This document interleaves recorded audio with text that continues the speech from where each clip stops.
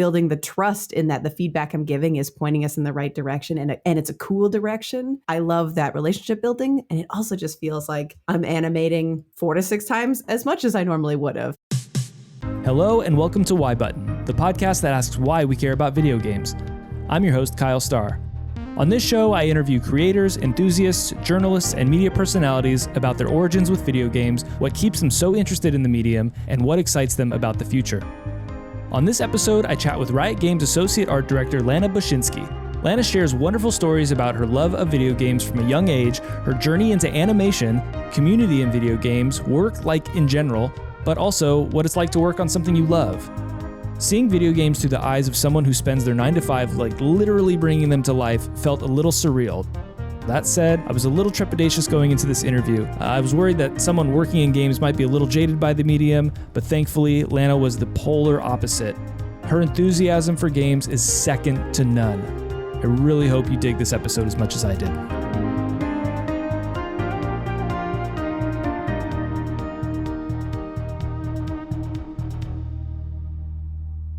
Lana Bachynski. That's me. Thank you so much for coming on Why Button to chat to me about video games and animation and all sorts of stuff. Yeah. I am super thrilled to have you on the show. Specifically, you are like your 9 to 5 is working in video games, and we'll get into that in a bit. You're the first sort of, I guess, dedicated creator I've had on the show. I've interviewed a couple folks who are podcasters and who have also done work in video games with writing and whatnot. But you are focused on animation, and I don't want to. I'm going to undersell you if I just say you're an animator. So I would love it if you told me a bit about what you do.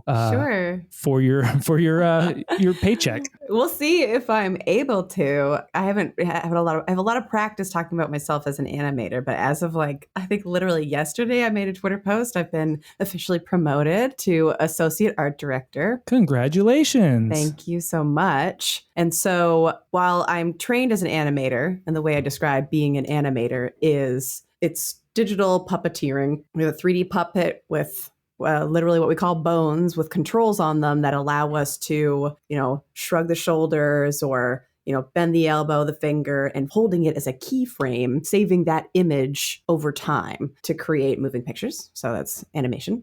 But what we do specifically in video games is we interpret the game designer's vision into reality. We help sell what is the ability, what's the action being taken. It's a punch. And how hard is it hitting? Is it a jab, or is it like a magical punch where he leaps up in the air and then smashes the ground? So we are informing the players of what is hitting them and how hard in large collaboration with visual effects and audio. Got it. So that's the way you're describing animation for games, depending on, what that punch should be doing or what type of punch that is. And this could be forms of running or walking or any sort of movement with that character model. Mm-hmm. It's not, I guess, perfect or what we perceive in the normal world as perfect. There's probably different ways to accentuate different types of movements with characters, depending on who that character is, whatnot. Mm-hmm. I think I was actually watching your you did a little doc for Riot, which was their Super Art Power Hour, yes, right? Yeah. Watching that, you talk a lot about weight and energy. And I gather that probably varies from character to character, and again, based on the different moves and whatnot. For me, watching that, it's sort of eye-opening to see you play with sort of, I think of it as negative space with a character. What are they doing between each move? Are they pausing in certain areas? Are they, are certain areas more accentuated than others? I think when I think about animation in general, to me, bad animation sticks out like a sore thumb. You can tell when bad animation happens. Good animation, I think, goes unnoticed. You just don't perceive it happening. And great animation has a feel to it. And I think that feel, you sort of, I think, described it as jazz in that doc. The cadence, yeah. Yeah. To me, jazz and music is what happens, the neat parts of it are what happens in the silences, the anticipation of what's going to happen. So when you're animating these characters, is that how you're perceiving this? What's the most important part, I guess, of animating a character for you? I mean, I think there's a lot of factors that help sort of change that. I don't think I could say that the most important thing over time. I guess if I had to pick one thing, it would be the timing, timing and spacing of the character. Timing is sort of one of the principles of animation, and it's defined as, how long it takes to complete an action, but spacing, which is not captured in the 12 principles, that's like an intrinsic part of that, is how does the action actually happen? And timing and spacing is so affected by what's the style of the game, what's the mood of the character, what are the materials that comprise the thing that you're animating? Is it a robot? Is it a person? Is it a monster? Is it a goo?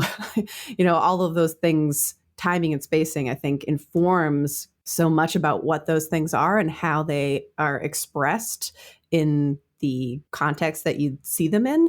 That I think that is the thing I find to be the most important. And really, really good timing and spacing, I think, in a video game. Like if you're working on, like, let's take League of Legends, a game that I worked on for a year. When you like perfectly execute one of your combos, I feel like as a player, you should feel a rhythm and the animation should know what the combo is and be able to lean into that. So not only does it feel so satisfying to do, it'll actually help train you how to execute it perfectly, because you know you've done it because you get that wow kind of thing. I sort of want to go back a little bit now. When did you get into animation? Like, when did this become a thing for you? I think I made my first animation when I was 15. I was really fortunate that in the city where I'm from, Edmonton, Alberta, in Canada, there's a school. It's changed a lot since I've been there, but I still think they provide excellent education. But it's an art-centric school starting in kindergarten all the way through grade 12. So when I was going there, you actually had to submit a portfolio and show that you were genuinely art inclined as a young person. And so I grew up, I did a bunch of acting and stuff growing up. And in high school, it sort of opened up to digital classes. Wow, not just, drama and like painting and sculpting, but the digital art forms, photography, web design, and animation were the three big ones that they introduced you to at the beginning. And animation ended up sort of marrying two things in my life that I loved the most, one of which was playing on computers, playing video games, and acting, which I did a lot of. I am still acting for my career, but I'm not the one who actually presents what's being acted. And that makes me able to be anything. I can be a super stoic soldier, or I can be a crazy creature, or I can be a sexy babe. Like all of these things, I feel like were open to me through the lens of animation. It's interesting that you say that has that the piece of like acting as well as marrying it with games. One of my curiosities for you was animation for games like the thing that drew you specifically? I think you sort of just answered that question, to be honest. But for me, it's like my first early days with animation was like just drawing a flip book in school. That was my first animation, was a flip book. There you go. So was it drawing like in a corner, or were you given an assignment to do a flip book? It was the animation section of this class. And so there was like a bin outside of a Goodwill with a bunch of books that were broken, had missing pages, so can't read them. But my teacher chopped them up into chunks of books. So it was like the right size for a flip book, like pretty horizontal, but had a ton of pages for you to make an animation. You took Sharpie, we drew right over the pages of these busted up books. It was great. Highly recommend as an activity for anybody who's looking to try one for the first time. Cheap. Yeah, I don't know. I'm still sort of fascinated. It's a weird childish thing to say, but I get fascinated with just by doing little ones. Like you could do 5 frames if you really wanted to, and just see something move, and it's just like your imagination just switches on all of a sudden. Mm-hmm. It's a real visceral feeling of like your imagination actually at work and at play. Do you find, and maybe this isn't the case for you, but for me, I've dabbled with 3D modeling just for a hot minute. Actually, really truthfully, for the artwork for this podcast. It's the only time I've ever done it, but I had a vision. I wanted to try it. And I'm sitting there working. It was in Blender, I think. Yeah. And I'd always seen like folks who were working like documentaries of Pixar or whatnot, folks that are working in these sort of like 3D modeling environments or animation environments. And it always struck me as like, that seems extremely difficult to animate and work in something that's 3D with all these colors and wireframes and all this sort of stuff everywhere on a 2D plane. Mm-hmm. Does that ever frustrate you as an animator? Is it second nature at this point?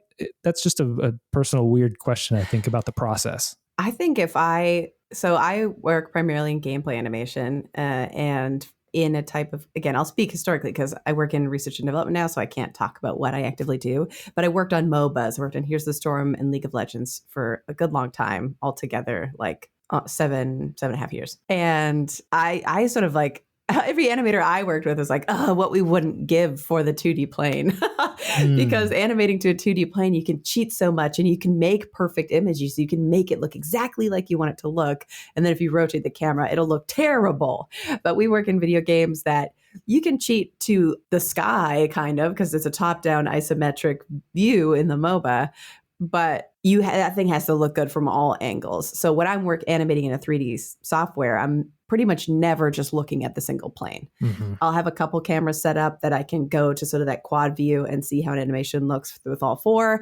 Every time I'm making a tweak, I hit play and I'm rotating and I'm looking and I'm rotating and I'm looking. And so I don't perceive it as a 2D plane. I perceive it as the 3D space because I'm constantly moving through it. So you're just very naturally kind of able to navigate this space. Yeah. Like your brain's doing that work for you. That's awesome. Yeah. You saying that, I'm having now this, I've been watching the Double Fine documentary that recently came out. Have you had a chance to watch that? I've watched little bits and pieces, but I haven't had a chance to sit down and watch the whole thing. Yeah. Watching them toil with VR is a very interesting thing.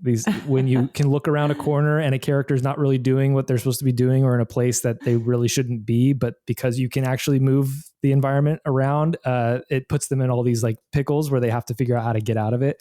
I imagine that as things progress that direction, that provide a player like full agency over the entire environment, you really have to keep your, an eye out for those sorts of things, right? Yeah, definitely. Yeah, definitely. I mean, I can't imagine the complications.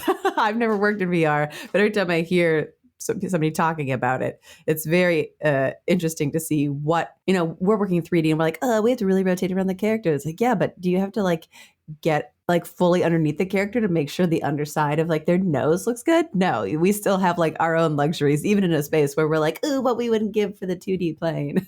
right. I know, but VR folks are like, oh, what I wouldn't give for the isometric angle. It'd be so much simpler. There's always, big grass is greener energy from that. Sure. Indulge in the limitations, I guess. This is more of a logistical tools sort of question again. When you're working in Maya, or your team is probably working in Maya, is that correct? Mm-hmm. Is it sort of like off-lit, like animation is for the animators and anybody, I guess, do you do anything else in Maya other than animate? Does it actually do 3D modeling and whatnot? The 3D modelers, the model ends up in Maya so that it gets rigged, but they work in all number of, I think, okay. I don't actually have quite insight into their pipeline. I think a lot of them do like high poly work in ZBrush and texturing maybe and Substance. Like there's so many, that's like a foreign land over there. I'm the world's worst character modeler. I'm so bad at it. It hurts me. I've tried. People have openly laughed at me because of how, not in a way they're mean, but because it is so bad. And I know it's so bad. So I don't know about character modeling. All I know is like, there's a ZBrush file maybe. And then eventually it gets to Maya. Then I love it there. Got it. Okay. That helps answer my question. What I really wanted to get at was like, are there boundaries that are inherently set or that you guys have to set to say like, I'm going to be focused on the animation. Nobody else touched the animation portions of it. I know when I worked in Blender a little bit, I know I was doing my 3D modeling there, but I know you can also, I think, animate a little bit as well. And so my curiosity was like, do people ever step on each other's toes? Like you do your animation, but then the modeler might look at it and go say, actually, that's not quite right. I want to push it this way a little bit. Like, but it sounds like the tools inherently build those walls so that you get the file you need, you do the animation, you say, here it is, this is the finished thing, you do your thing with it. Right? I've heard like horror stories from people across the industry where those, like the programs are the same, those natural boundaries are there, but somebody'd see something and be like, I actually don't like that. And they just open the animation file and change it.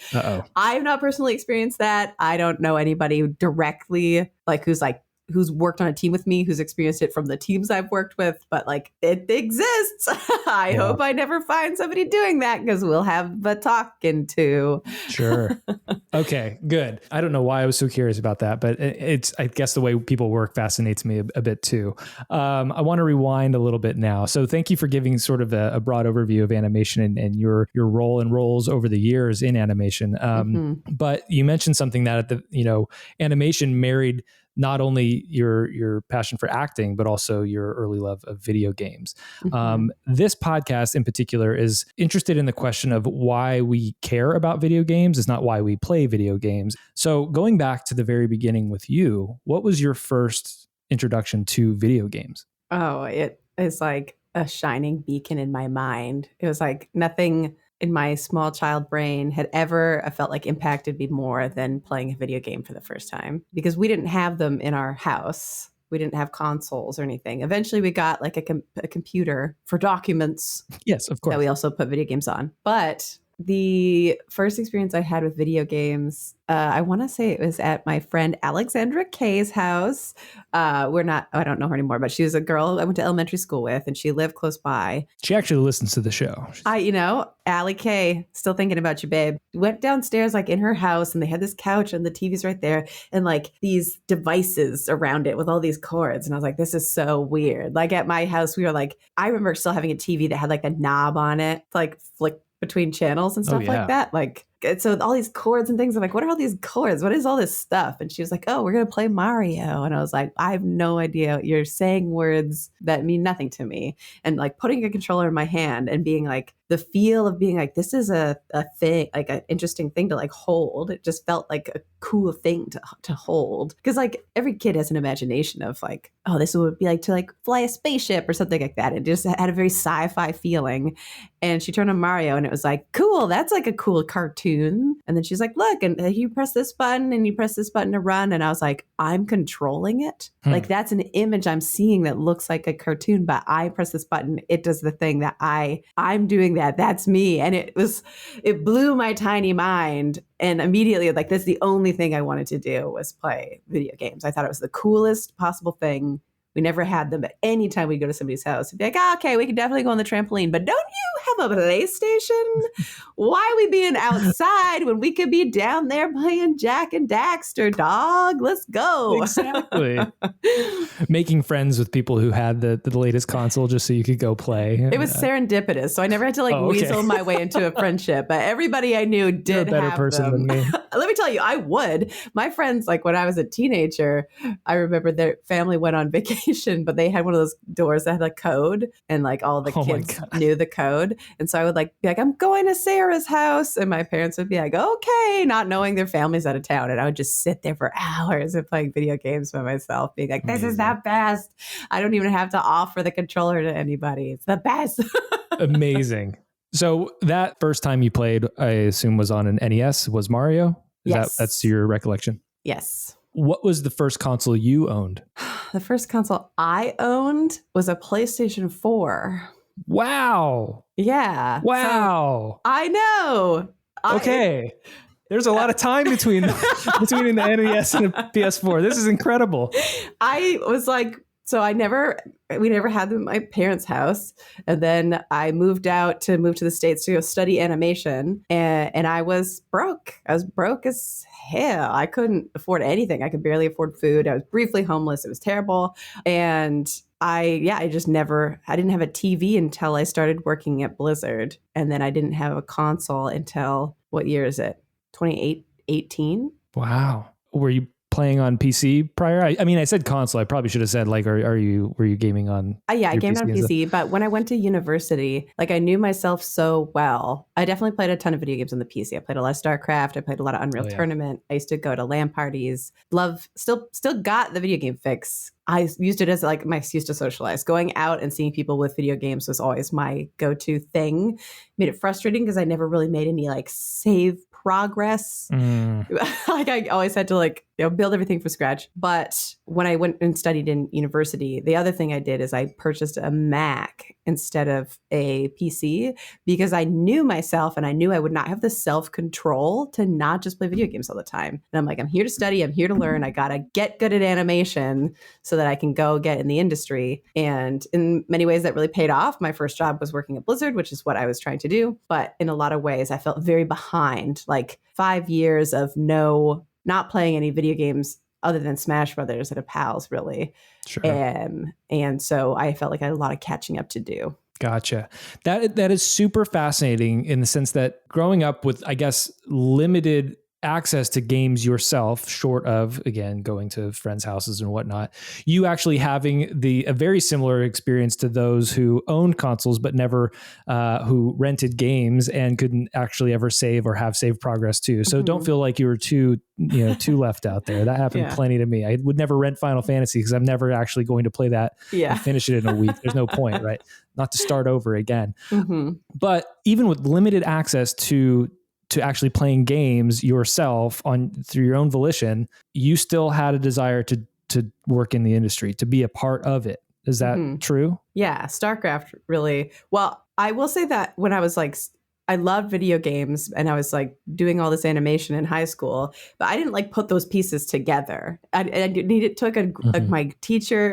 teacher in high school was so fantastic. And he's the one who brought me aside and like pointed to the posters on his wall for like the World of Warcraft or Warcraft 3, Frozen Throne, and Pixar and all these things. And he goes, look, do you see what you're doing constantly every day here? Do you see these posters? People get paid to make those. Like, this could be what you do. And I was like, oh, there's animation in Blizzard games. I could work for Blizzard. And that's all I ever wanted. But animation was just my hobby. Sure. And so StarCraft was like very reliable because back in the day before Battle.net, you could just rip a copy of StarCraft. You're like, it's LAN party time. Who needs a StarCraft? You need a StarCraft? You just rip a new disc and then, don't come after me, Blizzard. That's your security fault, not mine. Right. And so I played a ton of StarCraft, and that's the thing that really got me going to animation school, and that's the thing that I could pretty consistently still play, and that's the thing that that's the game that I worked on for my internship. So it was really like very single-minded. When I think about StarCraft, I don't think about animation. I see the characters moving around. But what was it about? Did you start seeing animation in that and seeing like, I could do that? I can connect these dots? No, that once my teacher pointed out that there's two specific moments that I remember looking at animation in video games and being like, well, that's amazing animation. One was the first WoW cinematic, like the cinematic trailer for it. Yeah. The thing that always stood out to me was the Tauren like taking dust and being like, and like shaking their horns and looking out over a vista. I was like, that was amazing. And then the double jump in Jak and Daxter is like, I still hail as the best double jump in all video game history that's ever been animated. It feels so good. It has like great audio design. It's just a great shapes. I love that double jump. And those are the only two times where I was like, oh, that's animation, baby. StarCraft was just the game I played a ton, played against my siblings. I would play with friends. We would go online and like somebody would be like the tactical advisor and somebody's pressing all the buttons as fast as they can, when you're a small dum-dum and you don't know any better of like what the meta is or anything like that. I didn't have any of that kind of knowledge. But when my teacher pointed out like, oh, look, there are animators, there are people getting paid to do what you're doing here at Blizzard. Right, they do this. Yeah. I was like, oh, like the cinematics. But then I was like, oh no, StarCraft, like these little characters are animated. I recognize that they're animated. If you ask me, what are they? I'm like, oh, it's a little animated guy. But I'm like, I could do that. And not because that was the most compelling animation, but because it was the game I was most excited about. I see. Now that you're seeing these characters and recognizing that those characters are actually animated, I guess fast forward to today, do you see like, is it like a Tetris effect sort of thing for you, or like the Matrix for you, where you see sort of animation everywhere? Like, if you go see the new Super Mario Brothers movie, or you are just walking down the street watching passerbys, do you see like the way their weight is shifting and what they're doing? Is it something constant for you, or is it like solely I'm at work and that's where I'm focusing and I don't really see it other than that? I guess I'd probably define it based upon the fact that I'm an animator. I pick up on it, or I'm like more hungry to pick up on that stuff. I'm going to lean more towards like Matrix side of things. Definitely when I'm watching a movie, I'm like, I say this on the DLC podcast that I'm on quite a bit, but like half of my enjoyment of things is like picking them apart. And so watching an animated movie and being like, oh, that was great, except for you see that one shot. That one shot was not great, guys. And everybody's like, you shut up. Or like, I've always loved people watching, even before like animation was like a big thing for me, but like seeing other people walk, like watching Star Trek The Next Generation for the first time right now. And every once in a while you get like random security guy on the ship who's in one scene enter a room like before the the actual character that's like the principal actor in that scene. And they always have like a hilarious walk. They're always like, I'm a security guy. You can see them acting so hard. And I feel like when I see interesting walks or interesting postures or whatever, I definitely take note. That's awesome.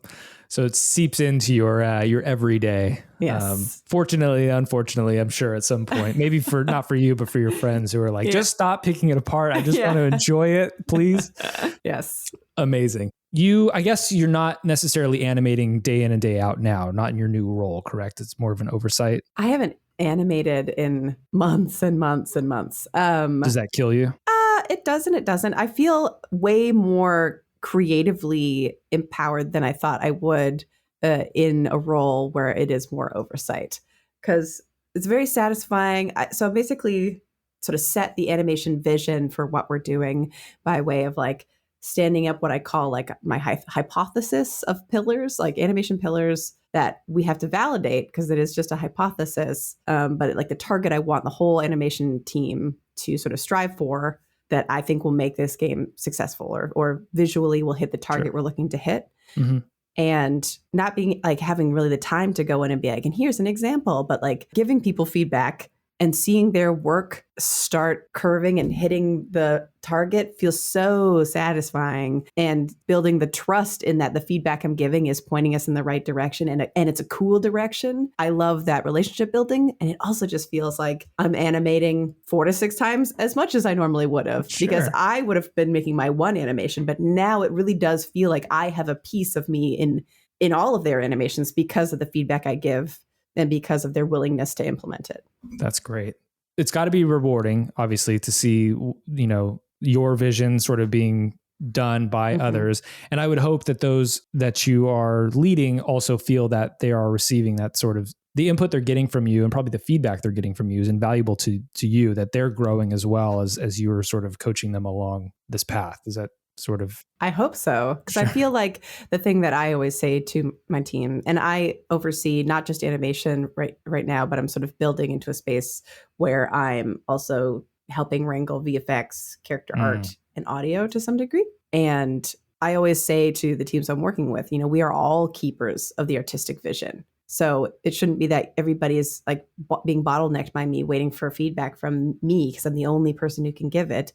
All of us should be looking at these pillars that we have set out as a hypothesis that we wrote together. We should be looking towards the direction of this game. And all of us should be at every point in time trying to strive for it. And every once in a while, I can give a little bump, a little nudge, and like a final call might come down to me. But everybody should feel it as empowered as I do to help direct people towards our common vision. That's great. That's great. So going back to you working in games, and again, you're not firsthand in the animation, but you are surrounded by this world, more or less 40 hours a week, probably. I don't know. More.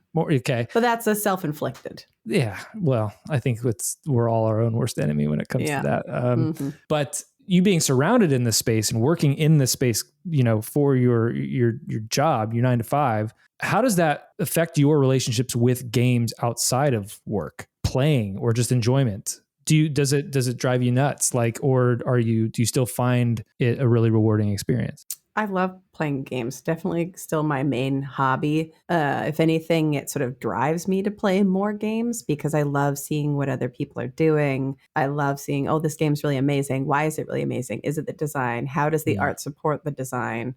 Is it just that it feels great to do these things, so that the art's really the driving force, and the actual overall what you're doing in the world is like, I can take it or leave it. One of the things I have enjoyed the most in my colleagues and my friends and my husband is associating myself with people who we're into it because we love it, because games are so fun. They are fun to work on because they're collaborative, and they're fun to play because you can play together, or at least have these experiences and come back and share how your experiences were different playing the same game. And me and my sort of key friend group, we are pretty studious about it in the sense that we will actively be looking at the newest games that are coming out across AAA and indie to play them, to discuss them, to learn from them. And so the only thing that ever drives me crazy in a game, if a game is just not fun, then I'm like, this is a waste of my time. But then I just move on. Sure. But I think, not every game is trying to accomplish the same thing. So even if I play a game and I'm like, oh, the animation's kind of crappy in this, if the design is really great, my enjoyment of it doesn't get affected. Risk of Rain 2, not like the best animations on anything in the world. Things are constantly just being moved around. Their legs don't move. They're just jumping, but you get it. And that is part of the silliness that impacts my enjoyment of the game in the sense that I enjoy it more because of how silly it is. And the design is so great. And it's such a fun, zany experience that I love it. So you're looking at games from, and I think it's natural. I think we all find a little bit of, there's a different thing in every game, and that's what keeps us interested in it. But one of the things that I sort of have heard you kind of talk around a bit is the communal aspect of it. Going back to, again, LAN parties and whatnot, all the way to you mentioning working in games being a collaborative effort, and then just playing together being just a fun thing. Do you think community is one of the primary reasons that keeps you interested in games, or is it truly like that's just one of like a multitude of things that I can key in on? Like there's not one primary reason why I care about video games so much. Yeah, I think it's one of many, but it is like a big one of like a couple big ones. Like when I play video games now, I would say most of my game time is spent playing with my friends. Most of my game time, even if it's like a game I've played a bajillion times before. Here's the Storm. They're not making any new content for it. The balance is not the best it's ever been. Some of the characters are very annoying, but we get together, we chat about our weeks, we talk about life, and we play a MOBA, and that's a fun time. And then like, on the mornings on the weekend is the time to play whatever. I played Ori and the Blind Forest through, and good. That's where I was like, sorry, I'm shutting off all of my friends because I don't care about you. I only care about Ori. I'm sorry. Goodbye. Yes. And so the community element is a big thing for me, but it is certainly not the only thing for me. Sure. Got it. Yeah. Ori, I'm the same way. I shut out everybody for Ori too. Yeah. This world, I'm just going to live in this world now. Thank you. This is beautiful and pretty. And I mean, to animation and stuff, it just feels good. That's a game where the feel is really, I think they nailed it. So yeah. My husband and I, he's a video game developer as well. Like there's a couple games that we play that's like, no, we'll couch co-op like most things, single player games. Some of them it's like, no, that's a line in the sand. You get to the office, I'm gonna be at the TV, or vice versa. We'll talk to you when we meet up at these points. So we won't even talk to each other when we want to play some of these things.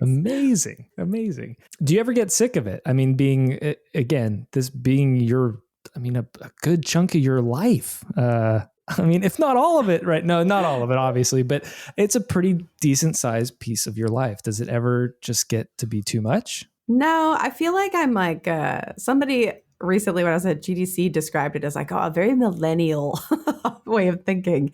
Is like, I feel very fortunate that, I feel very passionate about my career. The career I've always described as like the thing that I care most about.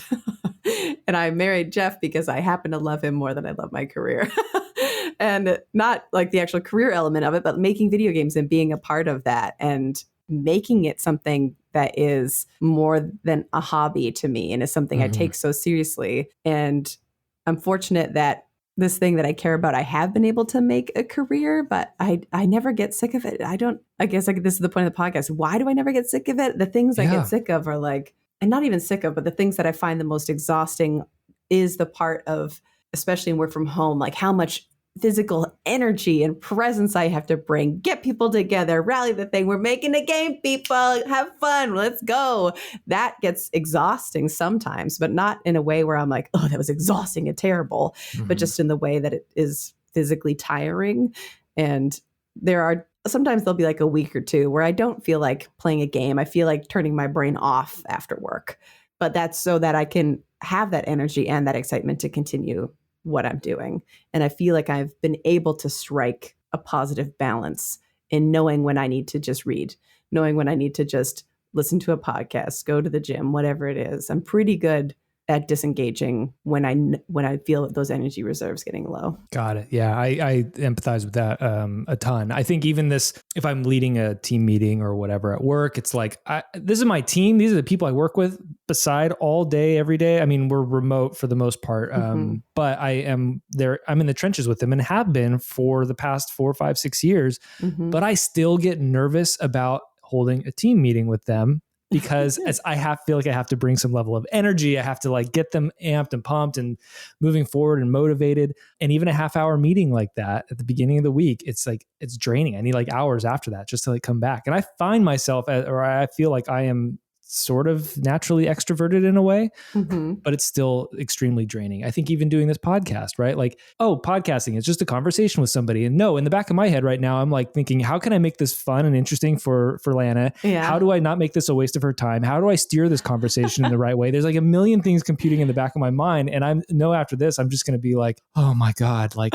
is that even good? And then I'm going to doubt myself. And it's just, there's this whole weight to it, right? And so knowing like what the thing that you need to decompress after that, it may not be anything. It might just be meditating or whatever. Yes. For me, sometimes it's playing a game. Like I said earlier, it's usually reading a book, but like understanding what those limits are and what it is that's driving you nuts, I think is, if it's not the games themselves, which is great, then understanding what it is. So yeah. One of the funniest things about working on Here's the Storm is the whole team was so fired up and having so much fun all the time that even when it was like, I'm so tired, like where it's tough making this thing, I can't wait to clock out for lunch so I can play Heroes of the Storm. And then people would like, they had to like start making a rule like no starting any Heroes games after 1:30 p.m. because people were starting to take like 2.5-hour lunches because they just wanted to play the thing we're making, which was such a funny and weird space to be like, oh, I'm so tired of making this thing. I can't wait to play it.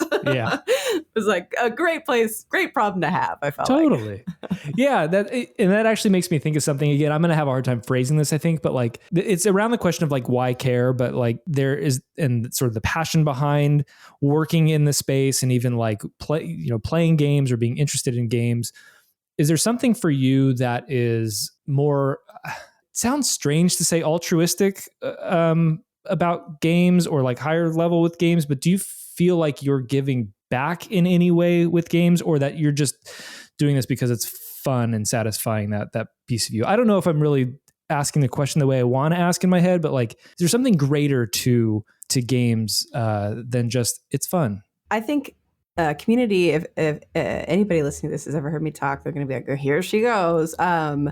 Community is so important to me. And like the things that got me through the most challenging times in my life were the communities of people that I built, whether it be the people that I went to school with or, my family or my video game team and the animation community. Like all of those spaces were so valuable to me. And the people who sort of saw me and saw potential in me and cared for me and uplifted me as a part of these communities, it was so valuable. And I attribute so much of what I've been able to do and what I've been able to achieve to those moments that I think everybody working in video games has at least somebody who was that to them in some way, or I hope so. And so I hope that everybody who's out there making games right now would want to be that somebody for somebody else. And so maybe not directly, but through the game they make, if they're making a social game, making sure that there are opportunities for people to come in and build something beautiful themselves and build these spaces for people to engage with each other who have this common interest and build those support groups for themselves.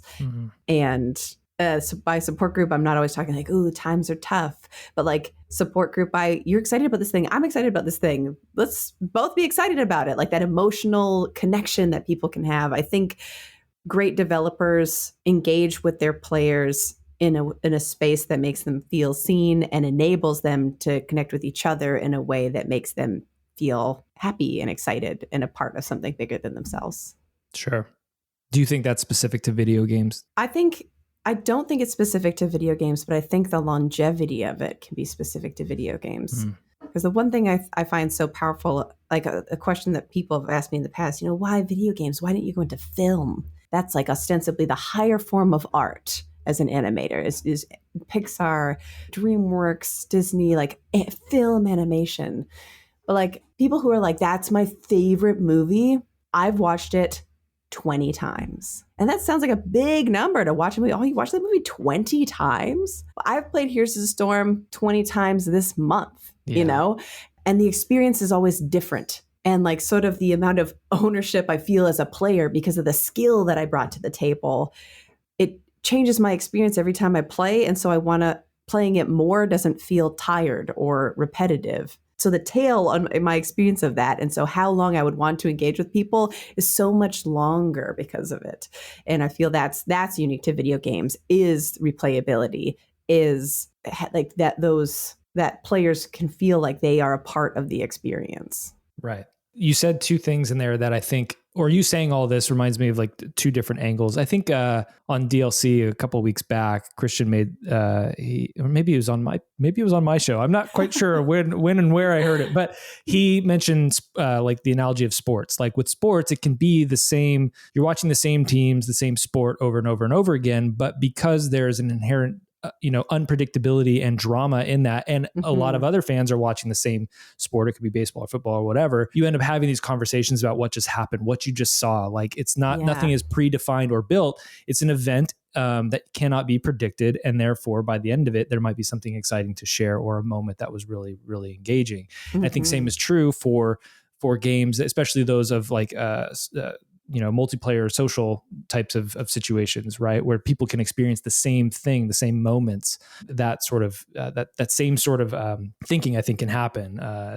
And then on the other side, I think a lot about, and I've mentioned this before on the show, a lot about like schoolyard conversations when we were kids where, somebody was playing a game and they saw something happen and they would tell all their friends at school, hey, this cool thing happened in this game, or I did this really neat thing. I think that's all inherent to the agency that a player has with a game, that going back to what you said at the very beginning of like you picking up a controller and controlling Mario and I get to make him do that thing. Like we get to make these characters do something, whether that was intended or not within the game, maybe even break the game or explore areas that weren't meant to be seen or what have you, or just gone further than somebody else did. You have an experience that you're either creating for yourself or other people are seeing that you can then share because you're given that agency. With a film, we all saw the same film.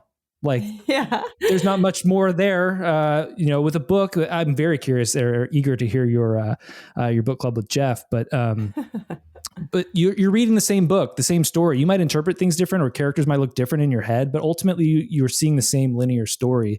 Where that's not necessarily true with games. And even if there is a linear story, the way you approach it could be a combat scenario or what have you. You don't have to do it the same way in a lot of cases, right? That really resonates with me. And to like loop it back into animation, I feel like that's one of the things that is so fun about animating for video games. One of the things that one of my colleagues, Jason Hendrick, sort of coined for me, I don't know if you heard it somewhere else, is like the direct connection to the player as an animator. As an animator, we follow the 12 principles of animation. Anybody who's listening to this, you can go look it up. That's sort of the foundation for how you learn animation and how you create and analyze animation. But one of them is anticipation. So when you see in a film, they'll do different ways of anticipating, or a cartoon, like a big punch, you get that big cartoon wind up. And in video games, a lot of times people are like, well, that animation's not very good because there's no anticipation. But the reality is that Jason said is that the player is the anticipation. The player feels ownership over this thing. I don't need to show them that they're going to punch. The player knows they're going to punch when they hit that button. So the punch has to be happening as soon as they hit it. And that connection, I feel like, is so much about why the experience feels so different, why it doesn't feel repetitive, and why it feels like it has that replayability, is because people feel agency, just as you described. I own this. I am this. I'm doing this. And it's my skill that made this happen this way. Yeah, exactly. Before we got to talking, I sent you some questions, and one of the questions was, are there 3 to 5 games that sort of inspired awe for you? But I'm going to put you maybe a little bit on the spot. I'm not sure if they're the same, if you've thought about that, but like, are there games that you can think of that had those moments to you? Those like, I am controlling this, I am this thing, or this connection to this character or game? And if not, are there maybe 3 to 5 games that just sort of kind of blew your mind in general? Specifically from like an animation perspective, or just from my enjoyment of the game perspective? Boy, I don't know. Both. I want to know both. Like from animation, like what are games where you're like, holy shit, like that's just the one, baby. Amazing. And then from gameplay, like you obviously are not just focused on animation. That's not like yes, you're an animator, but you love games. And so I want to hear, about games too that have just blown your mind. So from an animation perspective, I mentioned sort of 2 of them already. The Jack trilogy and General Jack 2 specifically, I think is fantastic. I talked to some people, and I guess I didn't engage with reviews and stuff. Apparently got a lot of feedback that it didn't know what it was trying to be, and it was sort of all over the place. And then there's guns, but there's a hoverboard. I love it. I love the variety of stuff in it, and I loved the animation in it. I feel like Naughty Dog was doing so much in that space with their little cutscenes, and I mourn the fact they do great work, obviously, but I mourn their animation that they did going from super toony to only the notoriously crazy hyper realistic. Would love to see them go back and make another Jack game. So that really stuck to me animation wise. More recently, specifically the machines animation and the technical animation skill plus the artistic animation skill for the machines in the Horizon games, Forbidden West and Zero Dawn. I love animating creatures. And so seeing these crazy machines and these creatures work, that really got me when I saw those. It was amazing, amazing. And then I'm trying to think animation wise. See, this is where I'm a bad animator. There's so many animators who are so good. They see something they love and they capture it. They have a folder with a million references. I play something. I'm wow, that was incredible. And then I just move on and forget it.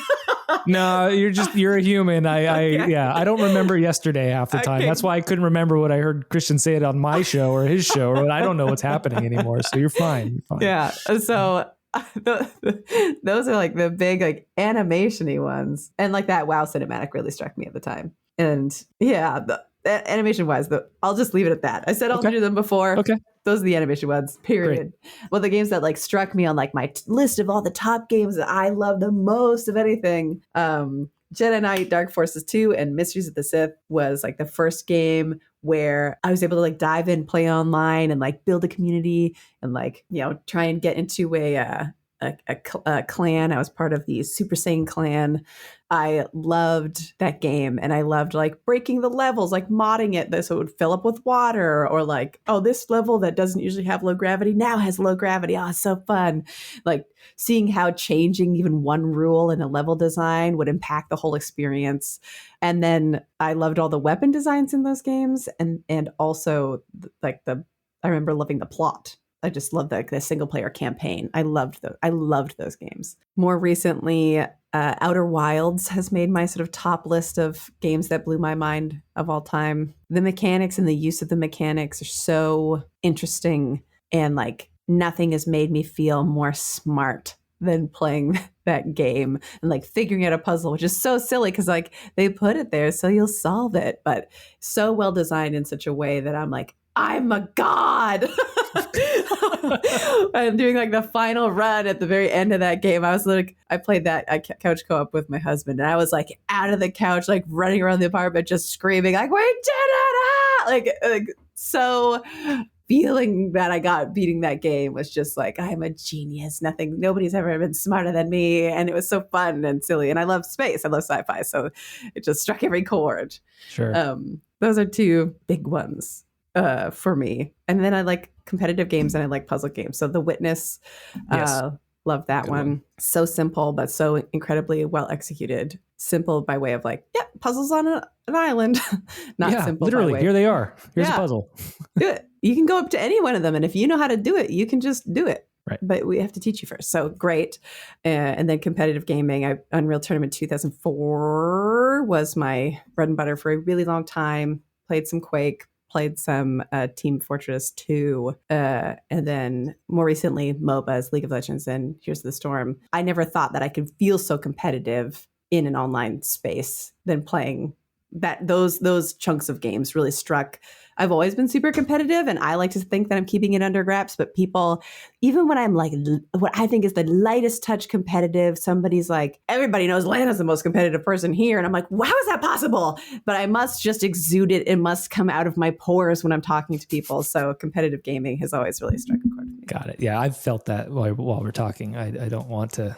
I'm not. I don't want to mess around.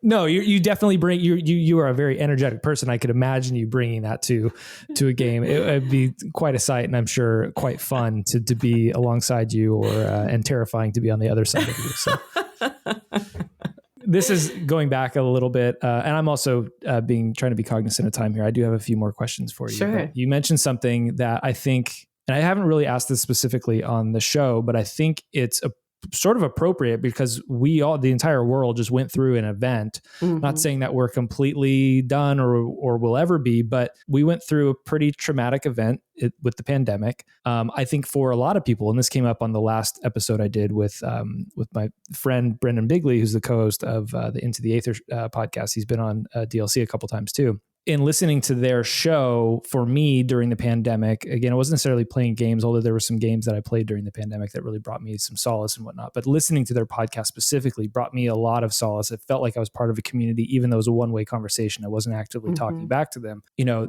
in talking about the pandemic and about my enthusiasm for the show on that episode, we also talked about games or a game specifically, Animal Crossing, was it New Horizons or what have you, that had come out like right at the top of the pandemic that really helped a lot of people get through it. I'm curious if you found, if there was a game or games that you were playing that might have helped you through the pandemic quite specifically. Yeah, there's a couple. Obviously, the pandemic changed the world dramatically, but the way that it changed my life is that it got more of my friends who historically have like never, one of them said point blank to my face, I'm never going to log onto the computer and just talk to you on the internet. When I moved countries, and I was like, I guess that's fair. I don't sympathize, but sure. And like all of my friends who I'm still like super tight with since high school suddenly are like online being like, I don't know what to do. I'm in my apartment. Is there a game I should play? You know, games. Right. Although, let me tell you, if I never see that interface again, I'll be happy. Jackbox is the game that really got them online in the first time. I don't care for Jackbox games. I'm terrible at Quiplash, and I hate it because I'm competitive. I will play Drawful all the time. Anyone who wants to do that one is great. But like, it was wonderful to see those friends of mine that I basically only talk to sometimes through text or Instagram embracing games in a way that they never have, and being able to connect with them in a space that was so near and dear to my heart, even though it's like, well, just take one more step and let's play something like Raft or a survival game or something sillier together. That would be what I would love. It was wonderful to be able to feel very like much more connected with them than I ever had been at a time where everything else felt very disconnected. So that was one sort of side of pandemic gaming. And the other side was trying a bunch of weird games with pals. The MOBA, and I did pick up playing Fortnite. Those two sort of were the mainstays. Sure, yeah. But between that, unlike my one friend, we had like girls' night, and we would go play Raft for a long time, which is like a very silly survival game where you're building a big raft and there's like a crazy plot that I basically felt like the ship's commander, because I was like very into the plot and finding how to do things, and they would just sort of do everything I would tell them. I'd be like, there's a shark, somebody be on shark duty, you know, somebody, I need you to go collect this from the island and come back, we're going to build this, blah, blah, blah, blah, blah. And I felt like it was like manager simulator for me. But that was like a very fun thing. We played Deep Rock Galactic, like trying a couple like different interesting co-op experiences was sort of the other side of it with this other group of friends. So those were the two sort of sections of gaming other than my mainstay competitive crew. Yeah, that's rad. Yeah, and I've heard that story, I think, from that was common with a lot of people, that people who hadn't played were actually getting into it. My closest example, I was obviously playing stuff during the pandemic, but my wife doesn't play games at all. She couldn't care less about it, but she knows that I love it, and she sort of feeds that beast a little bit. And she'll play Mario Kart with me and whatnot. She likes playing Mario Kart. But when that Animal Crossing game came out, I just kind of said, hey, you should let's just mess around with this together and play around. She never actually got to playing it herself, but she would, like, first thing in the morning in those early days of the pandemic was like, all right, get our coffee, get our breakfast, let's sit down, jump on our island and like start collecting things or jumping to other people's islands or whatever. She was like just as into it as our morning routine as I was. And it was just like fun to watch her sort of get it and understand the communal aspect of it. So I don't know.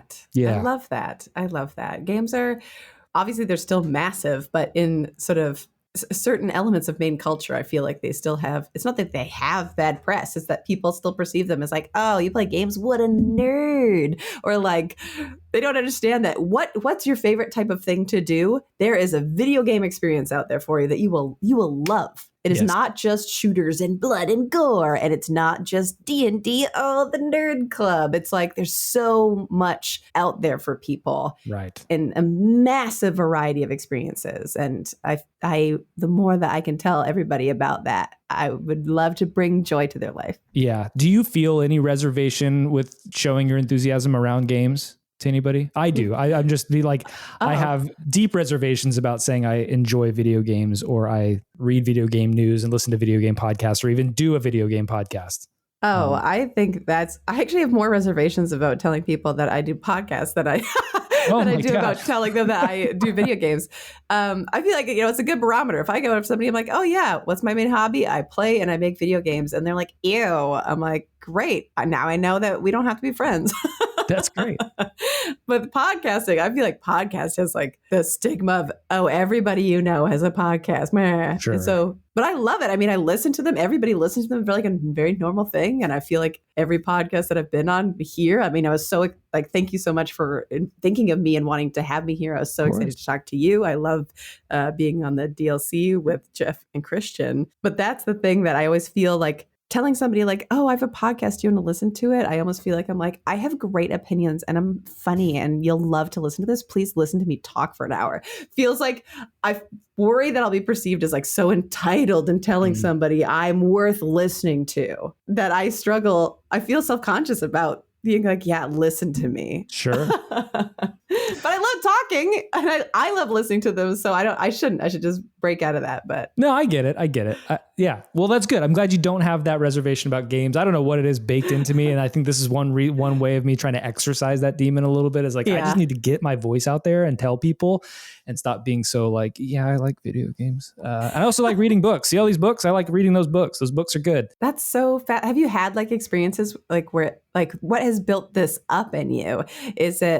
Have you had experiences where you've been like, oh, I like video games, and somebody's like, what a loser? Or like, where did that come from, do you think? I think it was just growing up as a kid, video games were for kids. They were, I mean, truly, they were like toys for like little boys, basically, marketed at me as a demographic specifically. Right. And I think that's how it was like baked into society at that point. Like that's where it started. Like these are just toys for kids. And that's all they'll ever be. And I know, growing up with the medium and seeing like generation after generation, these things are evolving and growing. And I'm extremely interested in what they're doing with story and how they're involving people. I think one of the big things that I really care about is like, this is a thing that can let other people have fun. And I really enjoy when people can have fun and experience wonder. And the more it can bring, I think it's a very wondrous medium too, because anything can be done in it. Bringing that to more and more people, whether it's through something as traumatic as a pandemic, and all of a sudden people start playing and realizing how kind of cool these things are, or people who have always wanted to play and never been able to because of accessibility reasons. And now we're starting to, I truly think we're only scratching the surface around what accessibility means in games. Agreed. But bringing that amount of joy to that contingent, I think is really cool. But I don't think the larger society sees that. And I think I was, this is going to get into like some deeper things. I think like, I kind of told myself at some point, you need to take yourself seriously, or just be like a serious person and follow a serious trajectory. And that's going to, make you successful or be taken seriously by your friends and family. And within my family, I didn't feel like I had a lot of other folks who enjoyed games. My brother is 5 years younger than me, and he played games, but we had a bit of an age gap and we were playing quite the same thing. So there wasn't much there. Yes, I talked about games with my friends at school, but at some point, I think everybody dropped off of games. We started focusing more on like skateboarding and sports and joining a band. I joined a punk band at one point, which that became my life. And I kind of removed myself from games even, but there was just something that always kept ticking in me that I saw that wasn't for not everybody thought of it the same way. And I think the last thing I'll say there too is like when I was in high school, being part of like computer class felt like it was something that you could get your ass beat for. Like that's what the nerds do. The town I grew up in was very much like you're either going to be playing football or you're going to, again, join a punk band or be popular. You cannot be one of the nerds. Are you from Michigan? I'm not from, no. Central California. yeah, it's sort of, I hate saying cowtown, commuter town sort of place, but it felt very much like it's either football or you get the hell out. You know, that's for anybody who's listening to this from my town, I apologize if that offends anybody, but that's just how it felt for me. And if I wanted to engage in something that revolved around a quote unquote nerdy hobby, whether it was computer programming or playing video games, that's not something that I would really disclose because that didn't feel acceptable. And I think that just sticks with me in a weird way. So that's fascinating. I feel like now one of the things that I feel very empowered by is, you know, well, I think forever is telling people that I was into video games was always like a weird act of defiance, like as a woman in a space that is marketed, or for a long time was marketed at little boys, as you said, and still is getting better, but still persists to be a male dominated industry. I always like being like, I'm into video games and having people, I like feed off your doubt. Tell me that you don't think I do it. Tell me you don't think I can, kind of thing. But the thing that I feel like really empowers me now is like everybody who's like, I am not playing video games, but I do log into my health app every day. And if I do this daily quest, daily task, it gives me a thumbs up. And like everybody's lives are gamified at this point. They don't realize how much games and the ideas like that, like Spawn video games and has made a massive industry are a part of their everyday life and everything that they do. And the gamification of the world is around them. It's like, okay, you don't play a video game, you play a more boring game called MyFitnessPal, but that's still a game, baby. And so I would sort of throw it back at anybody who's like, it's part of everything. And so somebody who thinks they're not playing a game, they are. I'm just playing a more fun one than you. Right.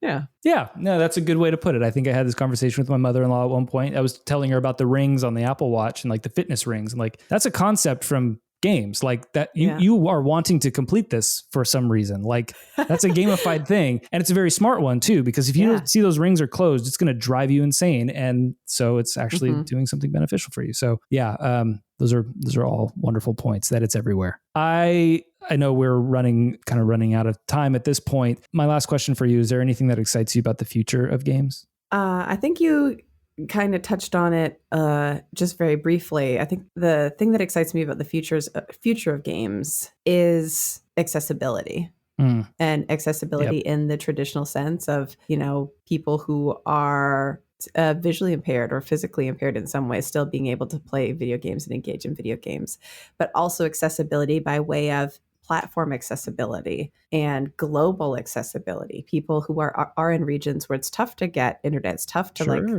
provide that such a fun resource for people around the world. I am excited to see more people playing games and finding joy in this way and finding escape if they need to find escape in this way and finding themselves immersed in something in a world that they never thought they could outside of a book or a movie and feeling that agency. So I'm excited to see more people play video games, I think is number one sort of global idea. The other thing that excites me about the future is I'm working on a video game. I hope I get to show the world someday. That's my number one most exciting thing, is hopefully someday I can share the video game I'm working on. Very self-absorbed answer there, but I think we're making something cool and I can't wait to share it with people. I'm excited to see it. You know, yes, play your game, listen to your podcasts, all of the above. Me. No, that's exciting. I can't even imagine I literally can't imagine what it must feel like to be part of a game, ship a game, and just see how people are receiving it, enjoying it. And the games you've been a part of, you know, you are world renowned and you know, people love them. People love your work and the team's work. And I think that's got to be very, very rewarding. Mm-hmm. Definitely. On that note, I think we can wrap up here. Is there anything you want to shout out or places people can find you if they want more Lana in their life? Sure. If you want more Lana in your life, you can find me on Twitter and Instagram and Vimeo or basically anywhere at Latieni. That's Latienie. If you want to see more of the work that I do with Riot or ask specific questions of the animation community at Riot, I also run the Twitter account and the Twitch account for the Riot animation team. We are the RAT animators. So that is at RAT animators on Twitter and Twitch. Awesome. Well, Thank you so much, Lana. Thank you for coming on the show. I'm just so thrilled to have you. This has been tremendous fun for me, and I hope for all the listeners too. So this has been awesome. I hope everybody enjoys it. Thanks, Kyle. One more big thank you to Lana for joining the show. I recommend watching Lana's episode of the Riot Games Super Art Power Hour. I'll put a link to that in the show notes.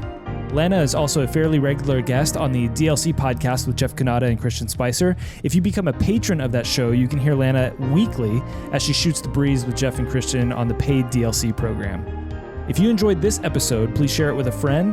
If you want to get in touch, feel free to reach out to ybuttonpodcast@gmail.com or on Mastodon at ybutton@mastodon.social. You can also find me on Mastodon at Kyle Starr with 2 R's at mastodon.social. This episode was produced by the wonderful AJ Filari. Our theme song was written by Childstar, who's me and Scott Wilkie. You can find it on all streaming platforms.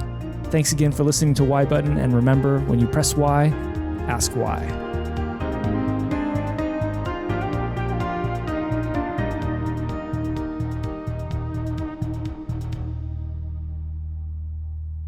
Lana Bachynski, I'm going to screw up. Hang on. That's another. I am so freaked out of mispronouncing your last name. I have a hard time doing it. Bachynski. Bachynski. Like the noise a sheep makes, and then like your shin, and then the sport. I don't know why my mouth has trouble with this. Bachynski. Bachynski. Think of it as B-U-H. Does that help? Bachynski. B-U-H. Bachynski. Yeah. Lana Bachynski. That's me. Lana Bachynski. It's gonna be. I'll do a cold open of this. Okay. Yes. Lana Oh my God, I can't do it. Why can't I say your name? You're not the first. You will not be the last. Oh my God, this is so embarrassing. I've been like freaking out about this for nights. Lana, now I didn't even say your first name right. Lana Bachynski. Did I get that right? Pretty good. Bachynski. Bachynski. Bachynski. Yeah. Lana Bachynski. That's me.